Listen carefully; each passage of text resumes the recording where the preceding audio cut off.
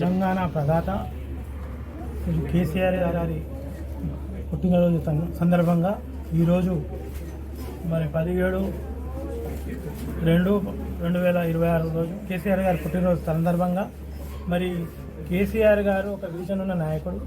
ఆయన పుట్టినరోజును మేము ఈ విధంగా కొండాపూర్ ఆసుపత్రిలో గవర్నమెంట్ హాస్పిటల్, ఈ షేర్లింగంపల్లి పెద్ద హాస్పిటల్, ఇక్కడ సుమారుగా 100 ఇన్ పేషెంట్స్, అవుట్ పేషెంట్స్ ఒక 50 మంది వరకు వస్తారని చెప్పారు. మరి వాళ్ళందరూ కూడా మాతో అయినంత వీలైనంత వరకు ఒక చిన్నగా ఒక పండ్ల పంపిణీ చేయాలనే ఉద్దేశంతో ఇవాళ పండ్ల పంపిణీ కార్యక్రమం చేస్తున్నాం.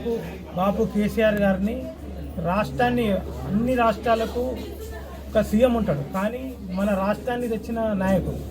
మరి ఈ రాష్ట్ర నాయకుడికి మనం ఈ విధంగా మరి అక్కడ ఏదో చేయ బదులు ఈ యొక్క పేషెంట్లకు ఏదైతే చిన్న చిన్న పిల్లలు మరి పండ్ల పంపిణీ చేసినాం, అదేవిధంగా మేము అక్కడ కనుక్కుంటున్నాం. ఇప్పుడు మరి మా రాష్ట్ర ప్రభుత్వం ఉన్నప్పుడు, కేసీఆర్ గారు ఉన్నప్పుడు ఒక కిట్టు, కేసీఆర్ కిట్టు కానీ, అదేవిధంగా అమ్మాయి పుడితే 13,000, అబ్బాయి పుడితే 12,000, అదేవిధంగా ఇక్కడి నుంచి తీసుకుపోయి మరి హాస్పిటల్ నుంచి ఇంటి దాకా దించే సౌకర్యం కూడా కల్పించడం.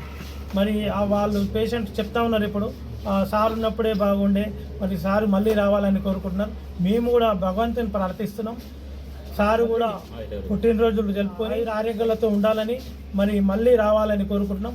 అదేవిధంగా బాపు, ఏదైతే కేసీఆర్ గారిని బాపు అని పిలిస్తే కొంతమంది ఏదో అవాకులు చెవకాలు మాడతారు.